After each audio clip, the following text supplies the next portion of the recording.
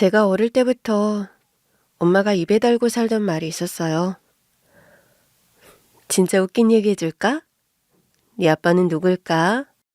난 도무지 모르겠다. 제가 기억하는 엄마는 늘 술에 취해 있었어요. 선술집을 운영했으니 그럴만도 했지만 저는 엄마가 취해 있는 모습이 참 싫었습니다. 저는 아빠도 모른 채 사는 제 인생이 정말 싫었거든요. 엄마는 그런 제 기분 따위에는 관심조차 없으셨어요. 그저 손님들 사이에 끼어 하하호호 취해 사셨죠. 그렇다 보니 어릴 때 늘 라면, 참치, 통조림만 먹었어요. 엄마가 한 번도 밥을 해주신 적이 없거든요. 제가 일어나서 학교에 갈 때는 술 냄새를 풀풀 풍기며 늘 주무셨고 집에 돌아오면 안 계셨고요. 그러다 제가 한참 자고 있으면 콧노래를 흥얼거리며 집에 오셨어요. 그 소리도 듣기 싫어서 베개로 귀를 막고 잤던 기억이 나요. 그래도 그때는 고아는 아니었는데 어느 날부턴가 엄마의 기침 소리가 심상치 않더니 어느 날 집에 돌아왔는데 엄마가 그대로 누워 계신 겁니다. 엄마, 안 나갔어? 이상해서 말을 걸었는데 대답을 안 하더라고요. 평소라면 술 냄새를 풀풀 풍기며 코를 드르렁 드르렁 골던 엄마였는데 집안이 이상하리만치 조용했어요. 지금 생각해보면 엄마는 그때 이미 돌아가셨던 것 같아요. 제가 놀라서 밖으로 뛰어나왔더니 주변에 있던 어른들이 119를 불러주셨어요. 대원들이 엄마를 확인하더니 하얀 천을 덮어서 차에 태우더라고요. 그때는 그게 무슨 의미인지도 몰랐어요. 결국 엄마는 돌아가셨고 저는 낯선 어른의 손에 이끌려 고아원에 가게 됐죠.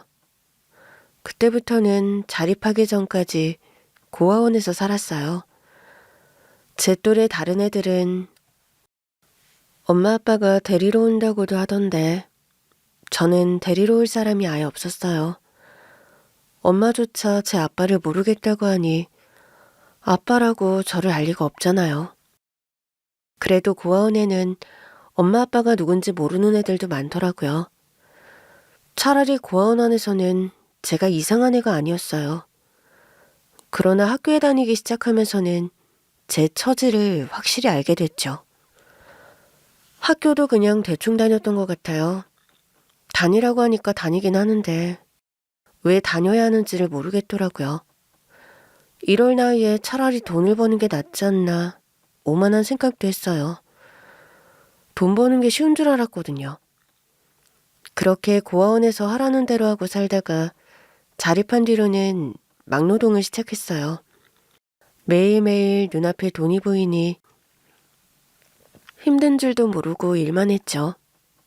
그렇게 아저씨들 사이에 껴서 밥 먹고 일하고를 반복하던 어느 날 작업 반장님이 저를 부르시더라고요. 너 언제까지 여기서 일할래? 저 부자 될 때까지 계속 일할 건데요. 부자? 너 막노동에서 부자 됐다는 사람 본 적 있냐? 제가 하면 되죠. 패기 넘칠 때였거든요. 막노동을 아무리 해도 체력이 남아돈다고 생각했으니까요. 제 말에 아버지 뻘이던 반장님이 코웃음을 치시더라고요. 에이마, 너 그렇게 일하다가는 몸이 사가. 네 몸이 재산이면 몸부터 아껴야지. 저 멀쩡해요. 저 진짜 부자 될 거예요. 부자 되기 전까지는 절대 일 안 관둬요. 그러니까 저 일 많이 시켜주세요. 그렇게 당돌하게 말하고는 다시 밥 먹고 일하고를 반복하던 어느 날이었죠. 갑자기 눈앞이 핑그르르 돌더니 제가 쓰러진 겁니다. 쓰러지면서도 내 몸이 말을 안 듣는 게 이상하더라고요. 깼을 때 작업 반장님이 저를 내려다보고 있었어요. 병원이더라고요. 아저씨, 저 왜 여기 있어요? 왜 있긴? 너 기절했어? 네? 지상에서 쓰러졌으니 망정이지. 위에서 떨어졌으면 그대로 낙하했을 거다. 그럼 어떻게 됐을지 상상도 하기 싫지? 갑자기 왜? 왜긴 왜야? 너 주간 야간 안 쉬고 계속 일했잖아. 눈앞에 돈이 보이니까 진짜 부자라도 될 것 같았어? 돈 많으면 부자 맞잖아요. 여기서 너처럼 일하다가는 부자 되기도 전에 저 세상 갈걸. 아무리 젊어도 몸에는 한계라는 게 있는 거야. 수액 다 맞았다니까. 이제 일어나. 가게.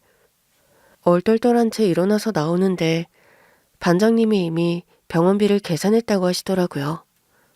제가 낼게요. 저 돈 있어요. 부자 되고 싶다며? 돈 아껴. 그래도 아저씨는 먹여 살릴 처자식이 있잖아요. 너는 결혼은 하고 싶냐? 결혼도 할 만한 팔자가 돼야 하죠.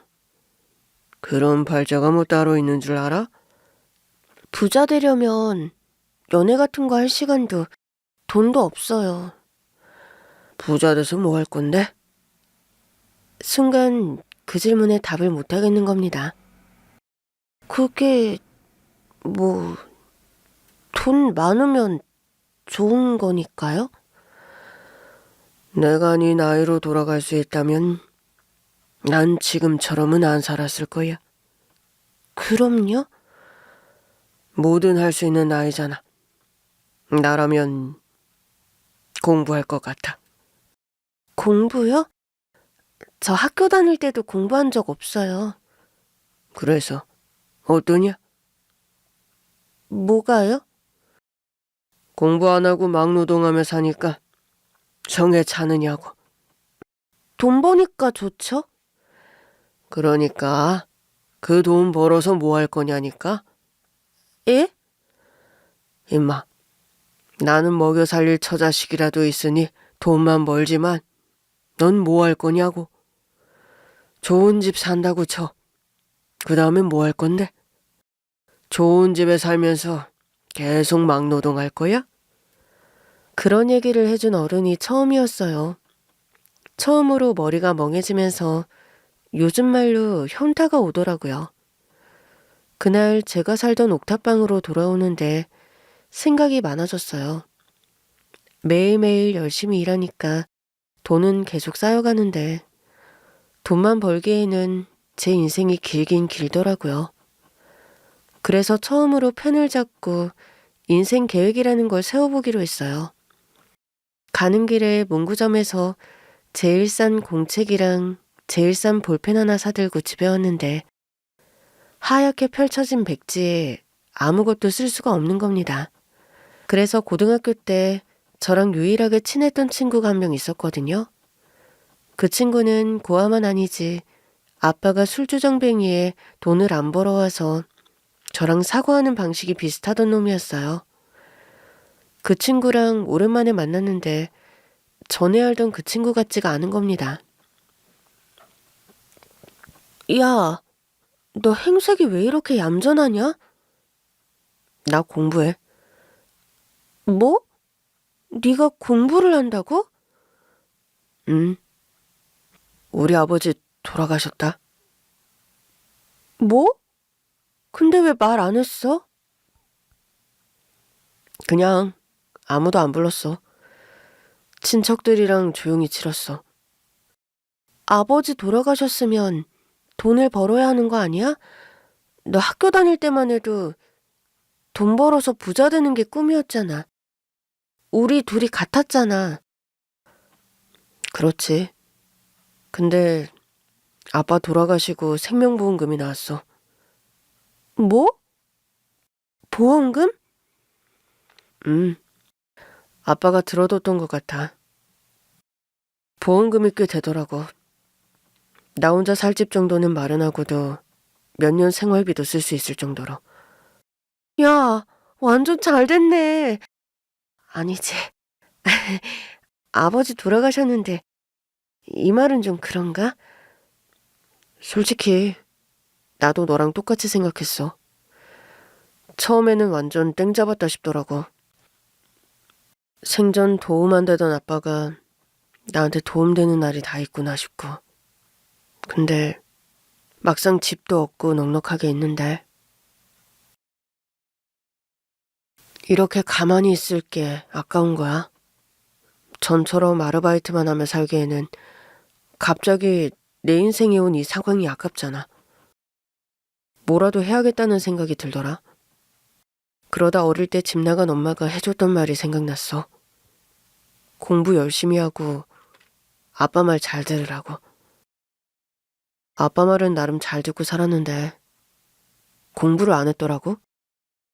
그래서 그냥 시작했는데 의외로 재밌어. 아르바이트만 하고 살 때보다는 앞이 좀 보이는 기분이야. 공부를 하니까 앞이 보인다고? 공부하니까 하고 싶은 게 자꾸 생겨. 그래서 되지도 않은 머리로 열심히 해보고 있어. 나 학원도 다닌다? 진짜? 처음에는 제가 뭘 잘못 먹었나 싶었는데 솔직히 걔는 아버지가 남긴 보험금 때문에 여유가 생긴 거잖아요. 처음에는 내가 그 친구랑 같은 처지가 아니라는 생각에 고개를 저었어요. 그러면서 다시 막노동을 하는데 자꾸 생각이 많아지더라고요. 그래서 점심 먹고 슬쩍 작업반장님께 다가갔죠. 그때 감사했어요. 병원도 데려가 주시고 병원비도 내주셨는데 감사하다는 말을 제대로 안 한 것 같아서요. 알면 됐다. 근데요, 아저씨. 응? 아저씨 아들이 제 또래라고 하셨죠? 그랬지. 너보다 3살 어려. 아, 그럼 걔는 학생이에요? 학생이지. 걔는 커서 뭐 하고 싶대요? 우리 아들은 비행기 조종사가 되는 게 꿈이라던데? 꿈이요? 그래서 자기가 계획을 다 세워놨더라고. 그래서 나랑 우리 와이프는 우리 아들 계획하에 따라서 열심히 돈을 벌고 있지. 반장님 아들이 비행기 조종사 되면 반장님은 뭐가 좋은데요? 제 말에 반장님이 웃음을 터뜨리셨어요. 뭐가 좋긴 임마. 내 아들이 뭐가 되고 싶다는데. 부모라면 그냥 해주는 거지. 아, 그런 게 부모구나. 한 번도 그런 부모를 가져본 적이 없어서 생소하게 느껴지더라고요. 반장님이 그런 제 어깨를 툭툭 두드리시며 말씀하셨어요. 너한테 그런 부모가 없는 건 안타까운 일이지만 부모가 없다고 해서 공부하지 말란 법은 없다. 돈 벌어야 하는데 그래야 저도 먹고 살죠. 방법은 찾으면 찾을 수 있는 거야. 중요한 건 네 마음이지. 네 결심. 도통 무슨 소린지 모르겠더라고요. 그렇게 또 한동안은 에라 모르겠다는 심정으로 일만 하다가 결국 뭐라도 해야겠다는 생각이 들었어요. 말할 사람이라곤 작업반장님밖에 없다 보니 또 슬쩍 다가가서 말했죠. 사실 어릴 때요. 엄마랑 같이 살 때 판사가 꿈이었어요. 정말? 너 공부를 좋아했어? 어릴 때는 책도 많이 읽고 법전 보는 것도 좋아했거든요. 그래? 그럼 하면 되지. 가능할까요? 일단 대학부터 들어가. 너 이제 겨우 20살이야. 얼마든지 할 수 있어. 처음에는 괜한 일을 벌이는 게 아닌가. 그냥 내가 생각한 대로 돈이나 모으는 게 낫지 않나 계속 고민했어요. 그런데 막상 공부를 해보니 거짓말처럼 내용이 머릿속에 쏙쏙 들어오더라고요. 한 번 보면 머리에 자동 저장이라도 되는 것처럼 그랬어요. 그렇게 독학으로 수능을 준비했는데 결국 법대에 붙었어요. 이 소식을 알렸더니 반장 아저씨가 더 좋아하시더라고요. 그러면서 제안하셨어요. 야, 너 우리 아들 과외 좀 해줘라. 에? 일도 해야 하는데. 임마, 너 이제 법대생이야. 법대생답게 살아야지. 그때부터는 사는 방식이 달라지기 시작했어요. 명문대 법대생이라는 이유로 과외는 물론 학원에서도 아르바이트 할 수 있더라고요. 그러다 사법고시 준비에 더 집중할 방법이 없을까 고민하던 차 오랜만에 반장 아저씨한테 연락이 왔어요. 자기 아들 대학 보내줘서 고맙다고 한 번씩 밥을 사주셨거든요. 어때? 사법고시 준비는 잘 돼가고? 벌써 졸업도 했는데 사법고시에 집중을 못하겠어요. 일이랑 병행하니까 더 그런 것 같아서 당분간 고시에 집중하고 싶은데 일을 관둘 수가 없어서 고민이에요. 사람 안 만나고 조용히 일하면서 고시 준비할 방법이 없나 찾고 있어요. 너 그럼 경비로 일해볼래? 경비요? 건설 현장에서 경비로 일하면서 공부해. 사법고시 붙을 때까지만 하면 되지. 진짜 그래도 돼요? 안 될 건 뭐야? 안 그래도 경비 자리 비었는데 잘 됐다. 저는 반장님 소개로 경비원으로 일하기 시작했어요. 반장님 말씀대로 경비 일을 하니 공부에 집중하기 좋더라고요. 거기 앉아서 막노동하는 사람들을 보고 있으면 예전에 제가 생각나서 기분도 묘했고요. 엄마가 돌아가신 뒤로는 그냥 나는 고아로 태어났다 생각하고 살았는데 사법고시의 꿈을 다시 떠올리게 되다니 지금 생각해도 희한하다 싶었어요. 저를 아들처럼 생각해 주신 작업반장님이 안 계셨다면 애초에 가능하지 않았을 것 같고요. 고아원에 들어간 후로는 늘 우울하게 살았으니까요. 그러던 어느 날이었어요. 사법고시의 뜻을 두고 주경야독할 생각으로 건설 현장 경비원으로 일한 지 몇 달 지났을 무렵이었죠. 건설사 회장님이 오셨다고 하더라고요. 현장 시찰을 위해 오셨다길래 그렇구나 하고 저는 제 할 일에 몰두하고 있었어요. 그런데 누군가 경비실 창문을 똑똑 두드리더라고요. 네. 습관적으로 대답하고 고개를 들었는데 웬 할아버님이 저를 빤히 보고 계셨어요. 뭐지 싶었지만 일단 창문을 열었죠. 할아버지, 도움 필요하세요? 그러자 옆에 있던 비서가 저를 혼내더라고요. 할아버지라니 건설사 회장님이셔. 놀라서 자리에서 벌떡 일어났어요. 그러자 회장님은 비서에게 뒤로 물러나라는 손짓을 하시더니 저에게 말씀하셨죠. 회장님. 자네, 나이가 몇인가? 예? 갑자기 제 나이를 모르시더라고요. 나이를 말씀드리니 저를 빤히 보시며 그랬어요. 자네는 먼저 보낸 내 아들을 많이 닮았소. 그러면서 지갑에서 사진을 꺼내서 보여주시는 겁니다. 이게 누군데요? 내 아들. 그렇게 회장님 아들 사진을 보는 순간 저는 기절할 듯 놀라고 말았습니다. 이 사람이 정말 회장님 아들이라고요? 아는 사람인가? 회장님은 여전히 저를 뚫어지게 보고 계셨어요. 아니요, 아는 사람은 아닙니다. 그래? 네, 전혀요. 저는 엄마랑 둘이 살다가 고아원에서 자랐어요. 그게 무슨 소리야? 엄마랑 둘이 살면 산 거지. 갑자기 왜 고아원에서 자라? 엄마가 폐렴으로 돌아가셨거든요. 폐렴? 네, 술을 달고 사셨어요. 선술집을 운영하셨고요. 자네, 여기서 일하나?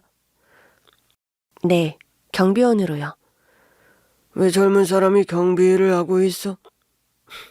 젊은 사람도 경비를 할 수 있잖아요. 손에는 책을 들고 있길래 묻는 거야. 아, 그게 순간 아차 싶더라고요.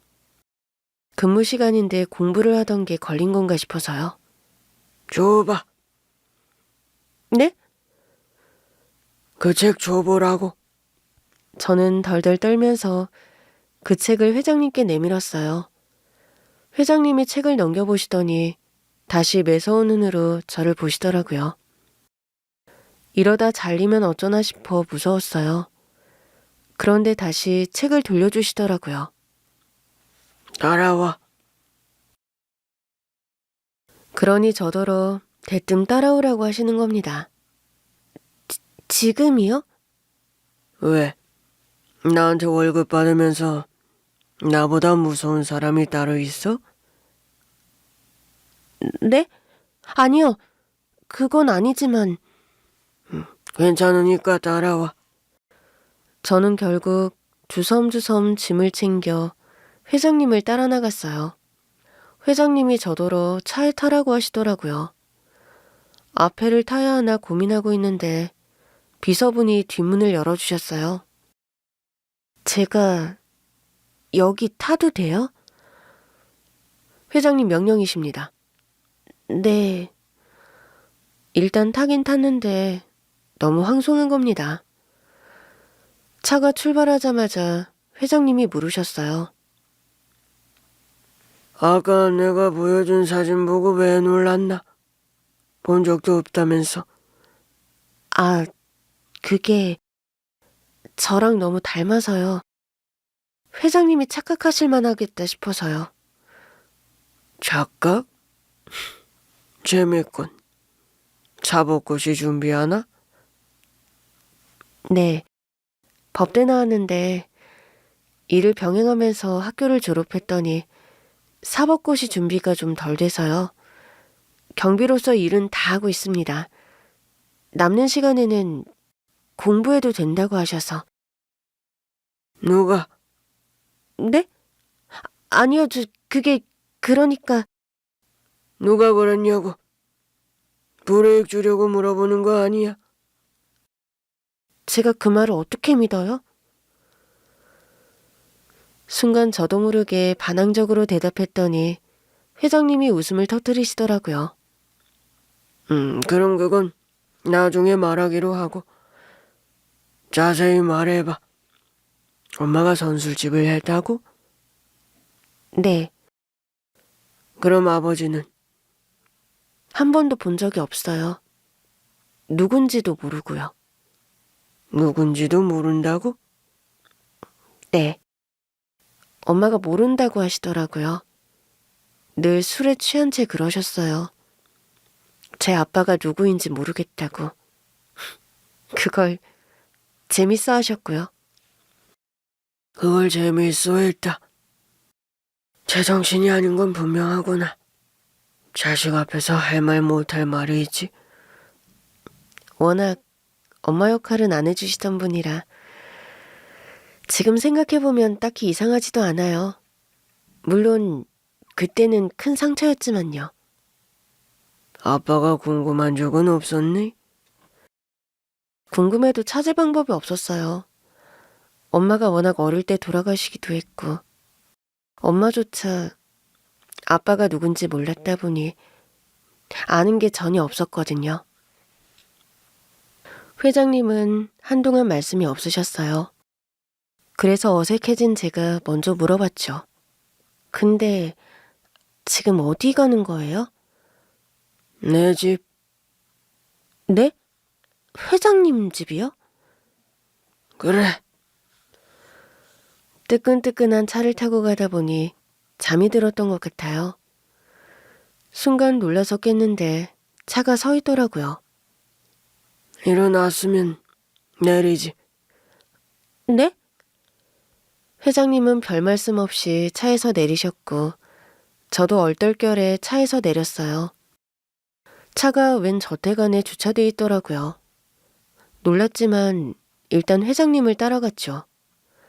집 안으로 들어가는데 진짜 눈이 다 휘둥그레지더라고요.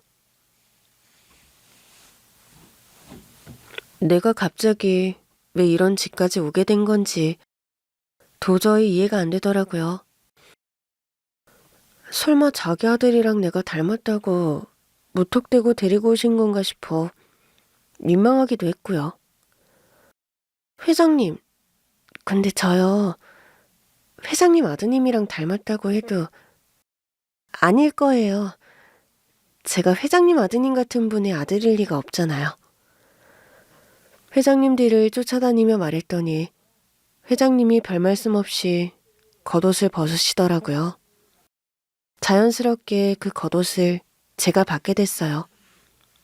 옷걸이에 걸어. 네? 아, 네. 그러고 보니 회장님 방 안으로는 비서도 따라서 오지 않더라고요. 얼결에 옷을 받아 걸었는데 회장님이 또 방 밖으로 나가시는 겁니다. 저는 계속 그 뒤를 쫓아야 했어요.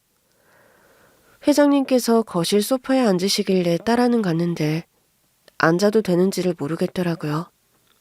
뭐해? 앉아. 아, 네. 일단 앉긴 했는데 도대체 왜 저를 데리고 오신 건지를 모르겠더라고요. 근데요, 회장님, 저는 왜... 밥부터 먹자. 시장하다. 저도요? 그럼 나는 밥 먹는데 너는 굶고 있을 거야? 아니, 왜 저한테 이렇게 해주시는 건지... 넌 조도 달이냐? 네? 고아인 게 이런 데서 티가 나는구나. 뭔 의심이 그렇게 많아? 그냥 주면 주는 대로 좀 받아. 내가 건설사 회장식이나 돼서 너보다 못한 걸 주진 않을 거 아니야? 이상하니까 그렇죠. 제가 회장님 아들이랑 닮았다는 이유로 이렇게 해주시는 거라면 더 이상하고요. 뭐가 이상한데? 저는 그분의 자식일 리가 없다니까요. 기대했다가 실망하실까봐 겁나요. 내가 기대한다고 생각하니? 그러니까 저를 데리고 오셨겠죠. 어깨 좀 주물러 봐라. 네? 어깨. 종일 힘을 주고 다녔더니 어깨가 쑤신다. 갑자기 어깨를 주무르라고 하시는데 눈을 감은 채 소파에 등을 기댄 모습이 많이 고돼 보이시더라고요. 그래서 저도 모르게 일어나서 어깨를 주무르기 시작했죠. 아이고, 아이고 시원하다. 여기요? 거기. 여기가 아주 딱딱하신데요. 그렇겠지. 돈도 많으실 것 같은데 마사지라도 받으시지. 그럴 시간이 없었어? 역시 돈만 많아도 소용이 없는 거네요. 돈이 많으면 뭐해요? 어깨 풀 시간도 없는데. 누가 그런 말을 하든? 네 엄마? 아니요. 엄마는 돈을 엄청 좋아했어요. 그럼 누가 말해준 건데? 제가 원래는 대학도 안 가고 막노동하며 살았거든요. 그냥 돈 많이 벌고 싶다는 생각밖에 없었어요.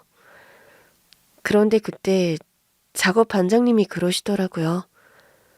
돈만 많이 벌어서 뭐 할 거냐고요. 돈 많이 번 그 다음에는 뭐 할 거냐고 물으시는데 그때부터 정신이 좀 들었어요. 계속 생각하다가 어릴 때 판사가 되고 싶었던 꿈이 떠오르더라고요. 완전히 잊고 있었는데. 그 반장이 아주 좋은 사람이네. 맞아요. 경비 일하면서 공부하라고 해주신 분도 반장님. 순간 아차 싶더라고요. 놀라서 말을 멈췄는데 회장님이 대수롭지 않게 말을 이어가셨어요. 고아가 되느라 의지를 잃었던 모양이네. 꿈도 잊고 살고.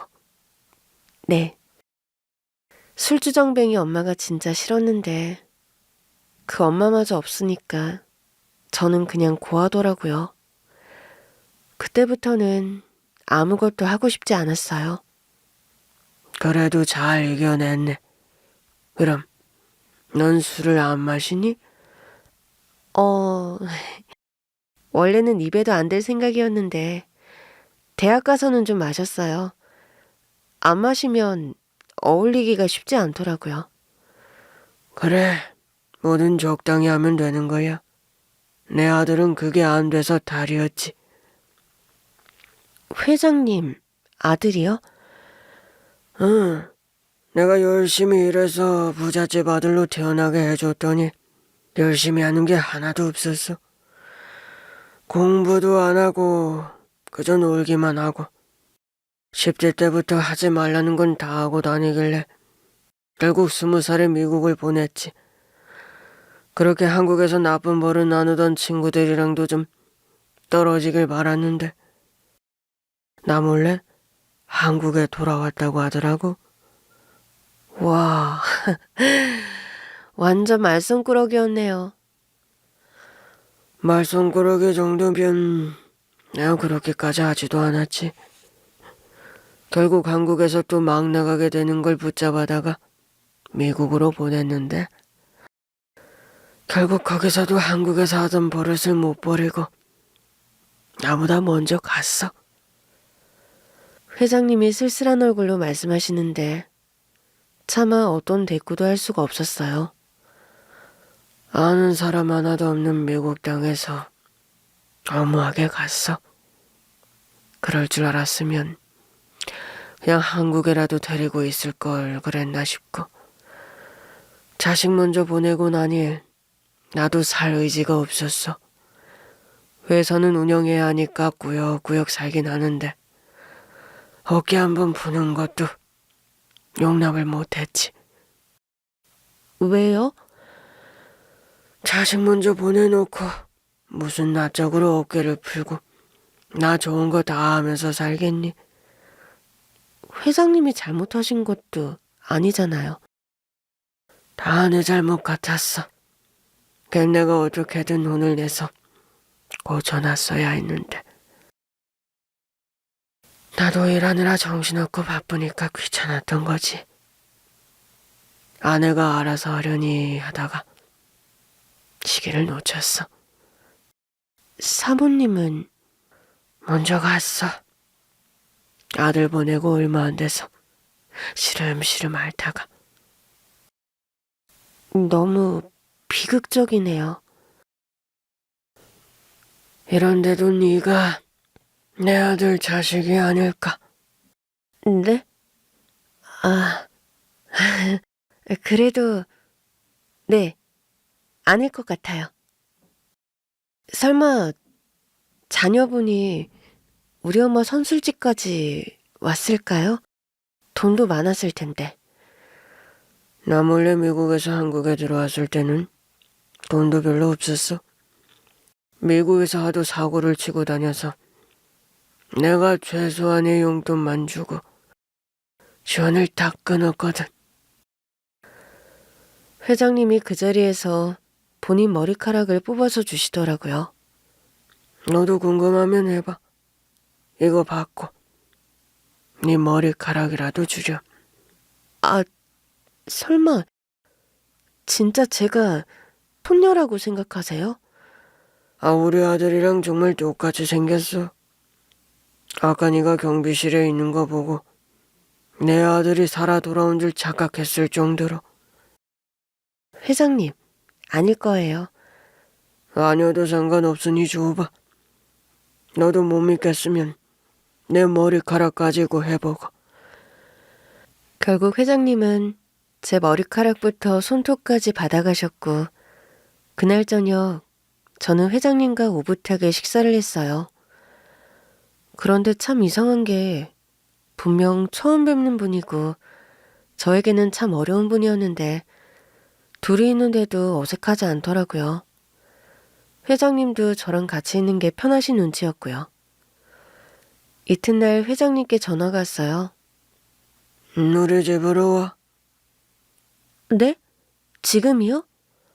내가 다 말해놨으니까 바로 와. 네.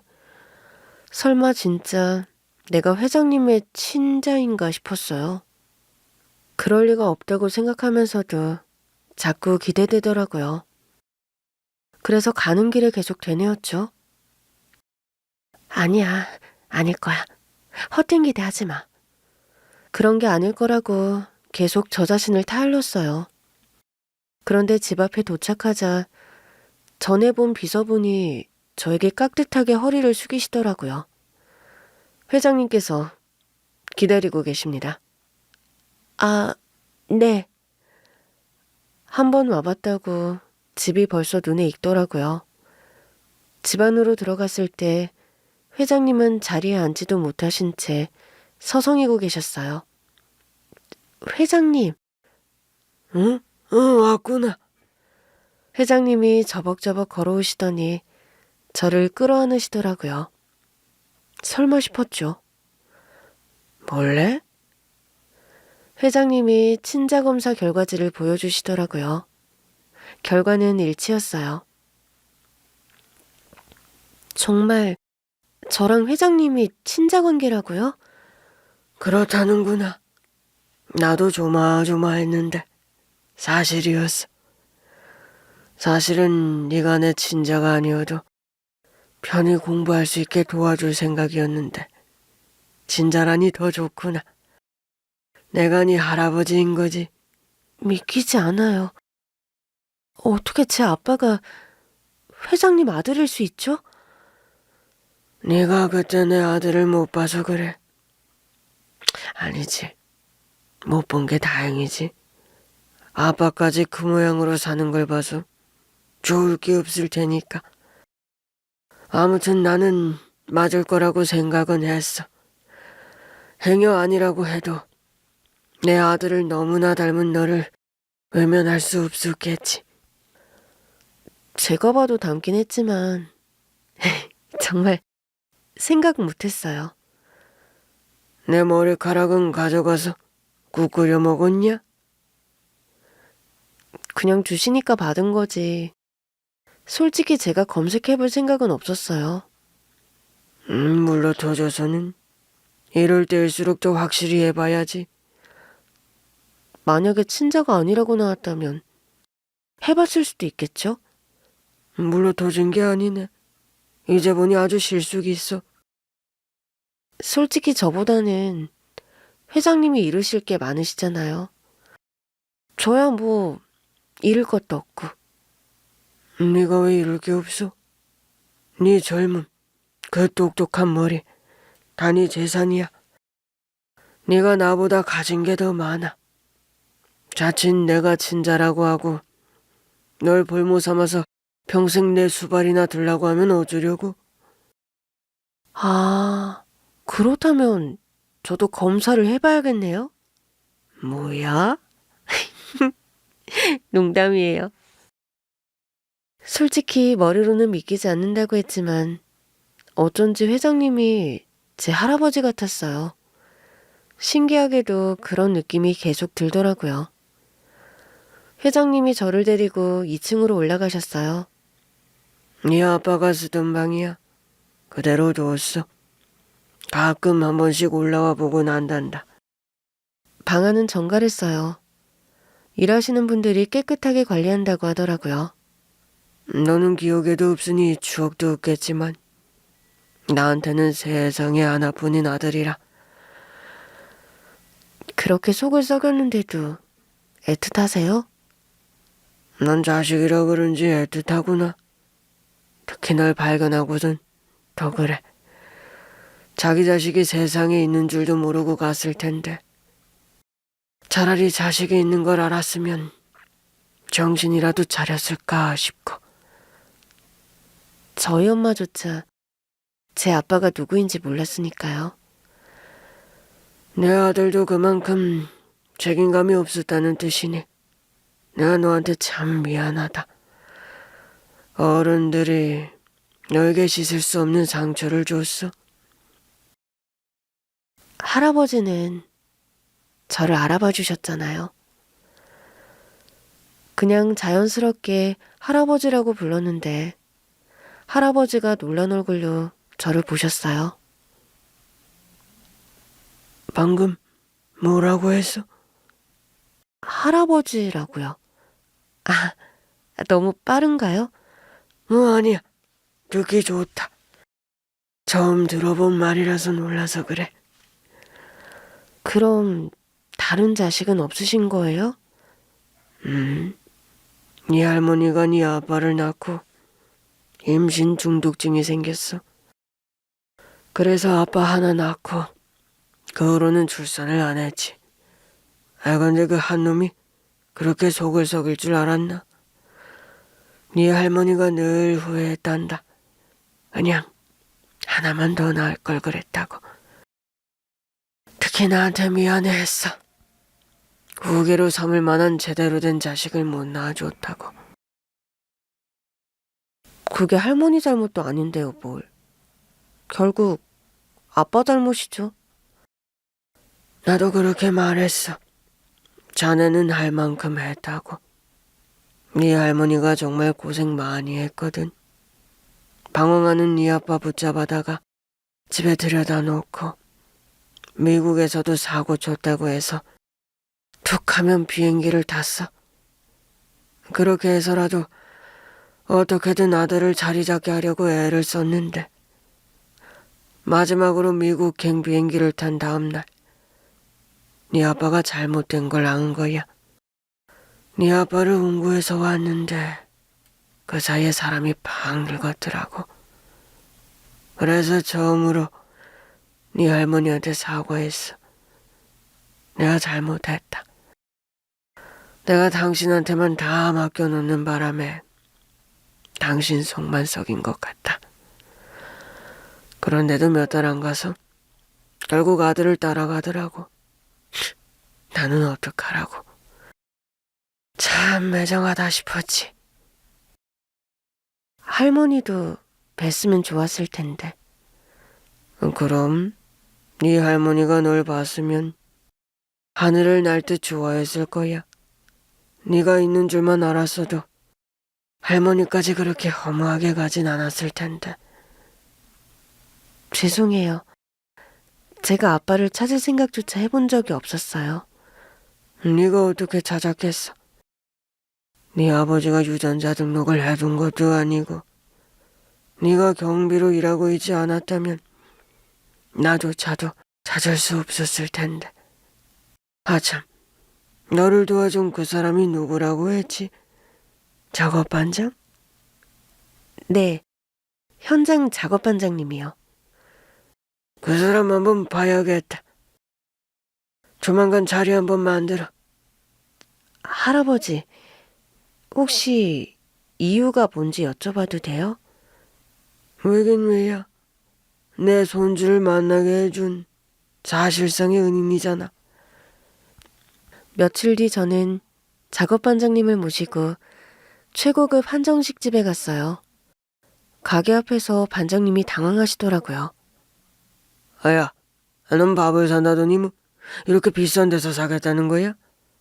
누가 보면 사법고시 벌써 붙은 줄 알겠다. 늘 아저씨가 사주셨잖아요. 이번에는 제가 사드리고 싶어서 그래요.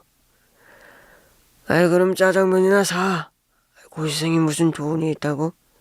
나한테 이런 거 사줄 돈이 있으면 너 고기나 사 먹어. 아저씨, 일단 들어가자고요. 문 앞에서 버티는 반장님으로 인해 진을 다 뺐어요.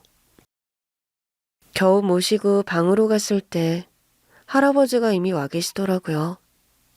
할아버지를 본 아저씨는 넙죽 엎드려 인사부터 하셨어요. 아이고, 회장님. 반장 아저씨는 할아버지를 바로 알아보더라고요. 자네구만. 현장에서 본 기억이 나. 아저씨가 황당한 얼굴로 저랑 할아버지를 번갈아 보더니 냅다 또 고개를 숙이며 말씀하셨어요. 회장님. 저희가 방을 잘못 찾아온 것 같습니다. 죄송합니다. 그러더니 바로 방을 나가려고 하더라고요. 할아버지가 다급히 반장 아저씨를 불렀어요. 이봐, 여기 맞아. 예? 아유, 그럴 리가요. 전 이 친구가 밥을 사준다고 해서 온 건데요. 그 친구한테 내가 시켰어. 자네 좀 데리고 오라고. 아니, 왜요? 반장 아저씨 얼굴이 새하얗게 질리더라고요. 제가 뭘 잘못했습니까? 도대체 뭔지 말씀만 해주시면 바로 시정하겠습니다. 하여튼 누가 저 자식 먹여 살리는 사람 아니랄까봐 일단 납작 엎드리고 보는구만. 제가 잘못했습니다. 그의 뭐든 무조건 시정하겠습니다, 회장님. 한 번만 기회를 주십시오. 그러더니 아저씨가 저를 보면서도 빨리 와서 엎드리라고 하더라고요. 아이마, 얼른 와. 회장님께 잘못했다고 해야지. 예? 저도요? 그래. 회장님이 너랑 나를 부르셨으면 이유는 하나잖아. 내가 너 경비일에 꽂아 넣은 거. 그게 문제가 된 거겠지? 그렇구나. 그러면서 엎드리는 신용을 하려고 했더니 할아버지가 크게 웃으시더라고요. 아이고 참, 너 젊은 사람을 자꾸 놀리면 안 되지. 사실 내가 놀린 것도 아니지만 일단 와서 앉아요. 아닙니다. 제가 어떻게 감히 회장님과 겸상을 하겠어요? 그래서 제가 먼저 할아버지 앞으로 가서 앉으며 말했어요. 아저씨, 저는 벌써 겸상했어요. 저도 했는데 아저씨가 못할 게 뭐예요? 어서 오세요. 뭐 임마? 너 아무리 세상 물정 몰라도 법대도 간 놈이 그렇게 머리가 안 굴러가면 어떡해? 얼른 와. 이봐요 작업 반장님. 혼내려고 부른 것도 아니고 화난 것도 아니고 내 소녀 말이 다 맞으니까 일단 와서 앉아요. 회장님, 말도 안 됩니다. 제가 어떻게... 그리고 뭔가 잘못 말씀하신 것 같은데. 소녀라니요. 쟤는 제가 막노동할 때 데리고 있던 친구인데 아주 기특하게 법대에 들어가서 지금은 사법고시를 준비하고 있습니다.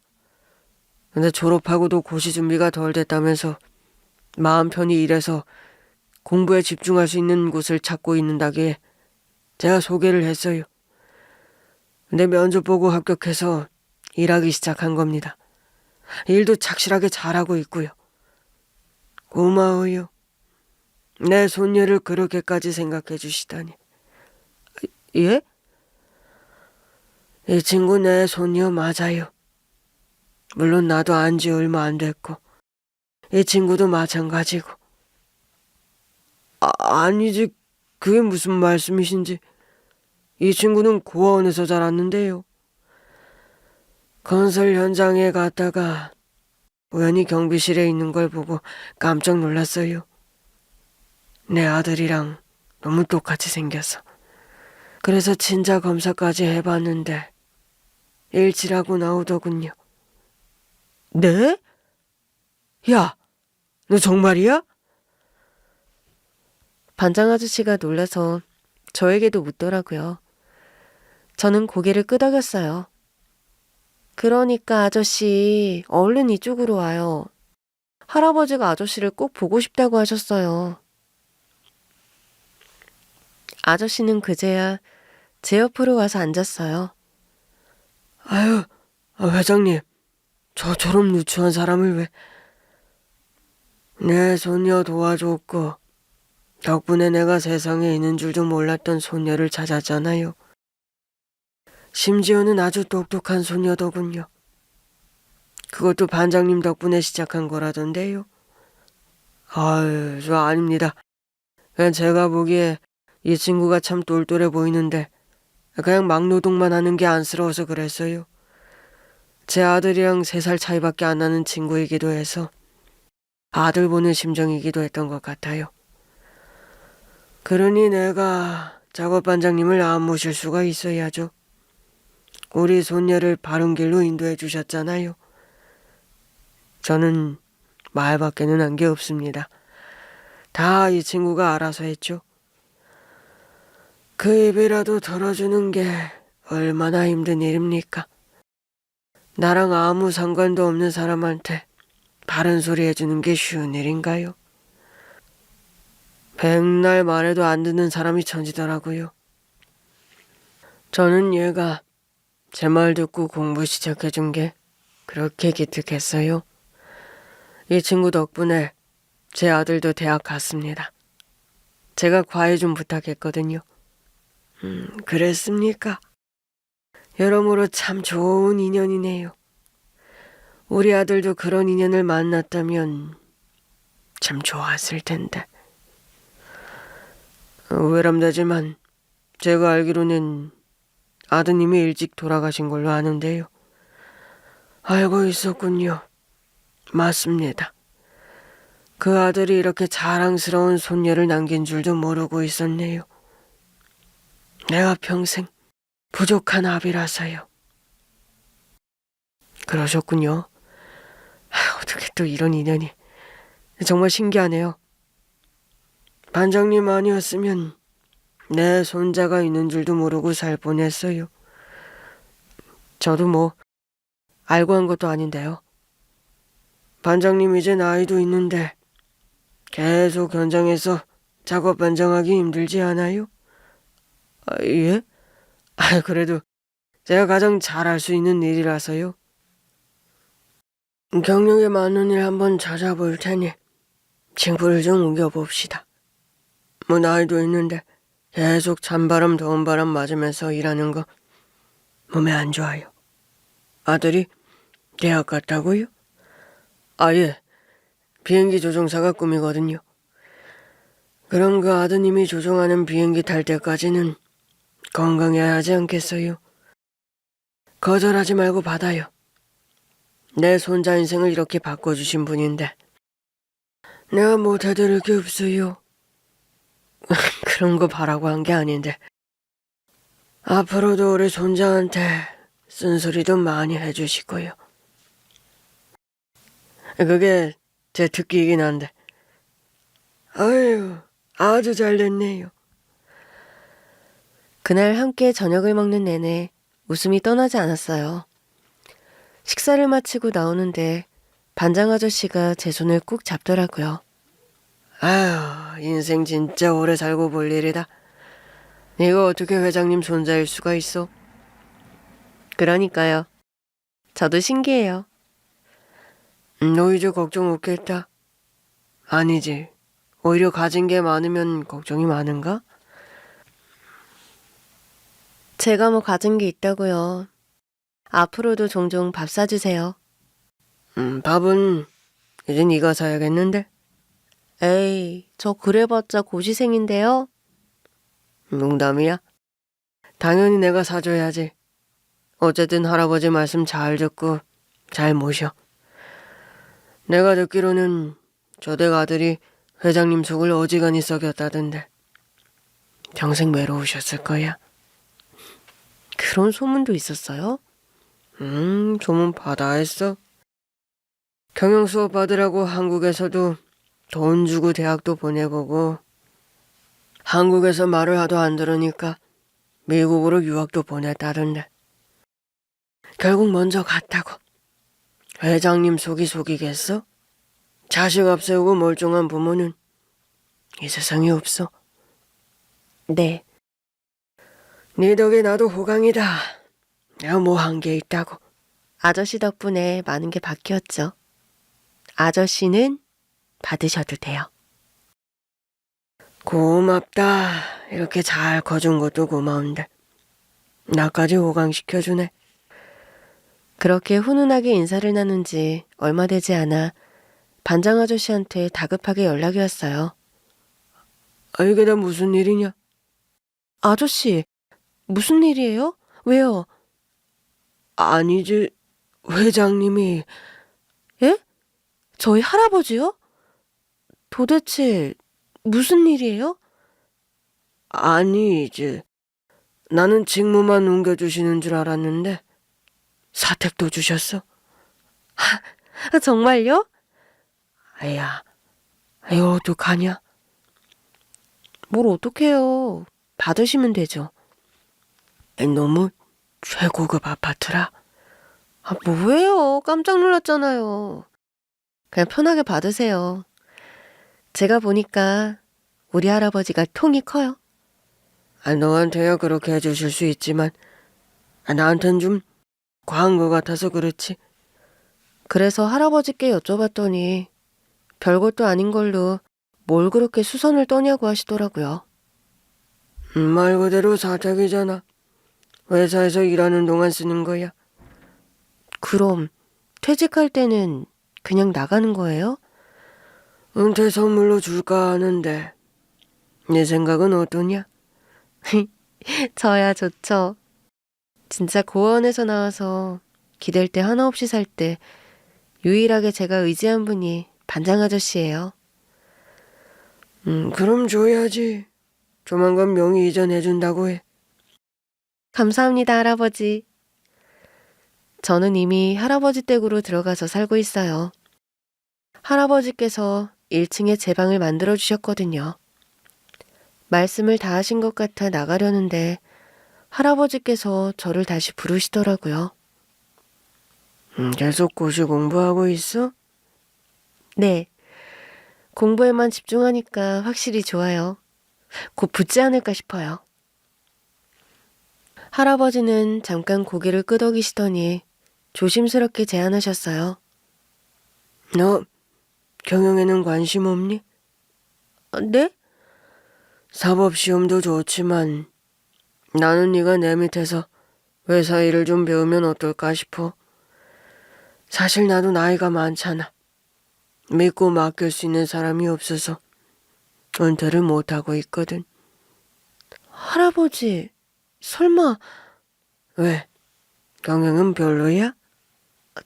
그런 거 아닌데 제가 할 수 있을까요? 내 소원이 뭔 줄 아니? 뭔데요? 은퇴하고 한적한 데 가서 낚시나 하며 사는 거. 다 글러먹었다고 생각했는데 널 잡고 나니 다시 꿈을 꿀 수 있을 것 같았어. 제 회사 물려받기를 바라세요? 그것도 실력이 있어야 받는 거긴 해. 그러니 너도 고민을 충분히 해봐. 사법시험을 포기할 정도로 가치가 있는 건지도 잘 따져보고.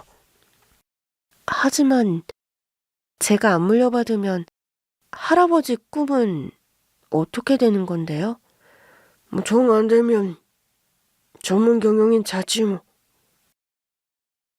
그럼 지금도 하실 수 있잖아요. 이제 네가 했으니까 너랑 낚시도 할 수 있을 것 같고 그래서 꿈을 꾸게 됐는데 네가 다 배울 때까지는 좀 더 내 자리에서 버텨볼까 싶네. 그래도 창립자인 내가 버텨주는 게 네가 자리 잡는 데 도움이 될 테니까. 갑작스러운 제안에 고민이 깊어졌어요. 사법시험은 어릴 때 저의 꿈이었고 회사 경영은 할아버지의 꿈인 거잖아요.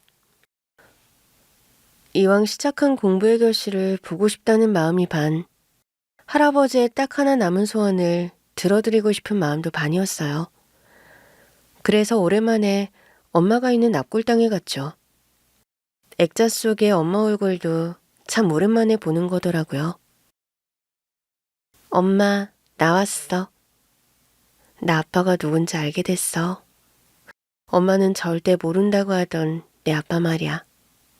엄마도 궁금하지? 아닌가? 엄마는 별로 관심이 없으려나? 어른이 되고 나니까 내 엄마가 조금은 이해가 돼.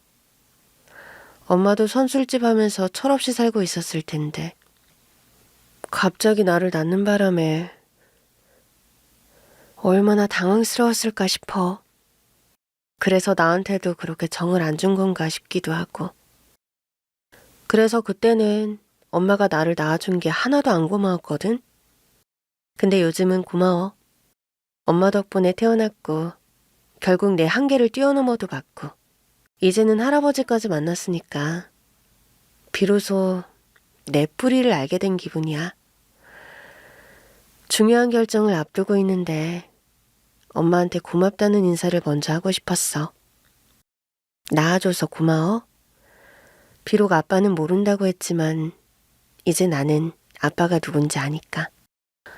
모든 퍼즐이 맞춰진 것 같아. 혹시라도 내 걱정하고 있다면 안 해도 된다고. 혹시 거기서라도 철이 좀 들었다면 나 잘 되기를 바라줄 거지? 나도 최선의 선택을 해볼게.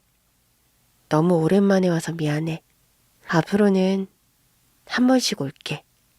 처음으로 엄마에게 낳아줘서 고맙다는 말을 한 뒤 저는 할아버지가 계신 회사로 갔어요.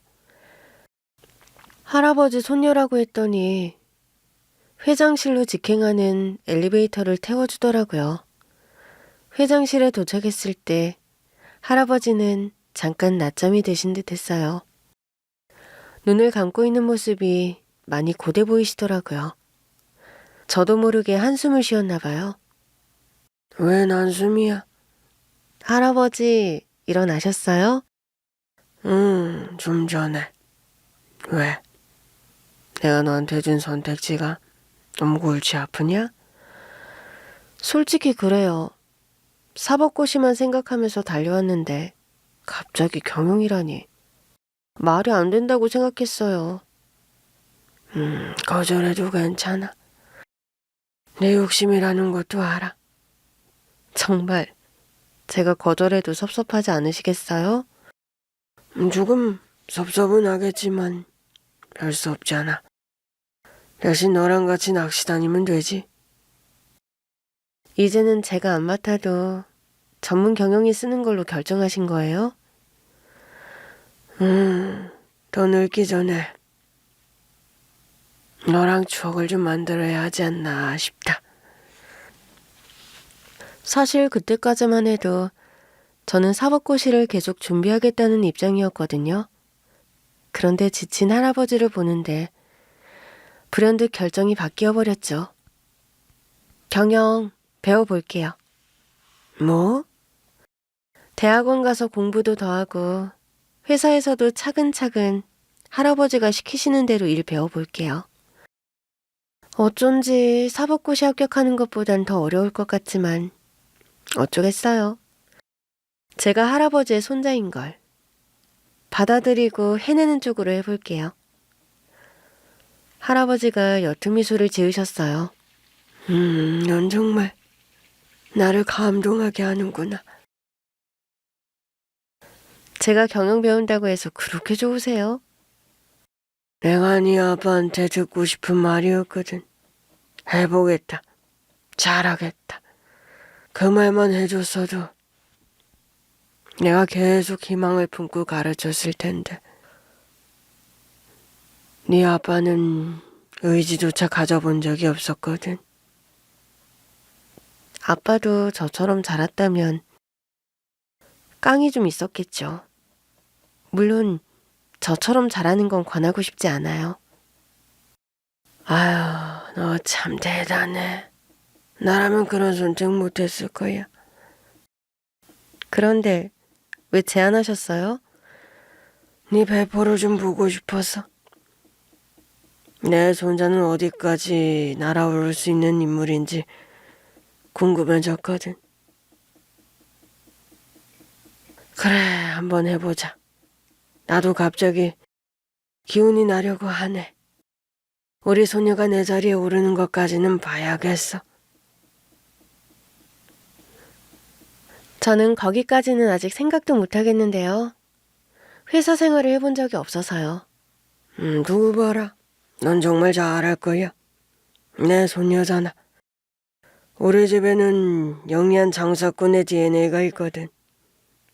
네 아빠한테는 말 없지만 어제 너한테는 있는 것 같구나.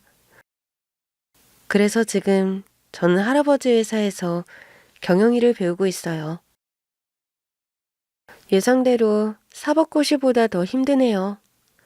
그러나 또 저를 보면서 뿌듯해하시는 할아버지를 볼 때면 더 잘해야겠다는 생각이 더 커요. 제가 경영인으로 얼른 성장해서 할아버지가 마음 놓고 낚시하시는 그날이 빨리 왔으면 좋겠습니다.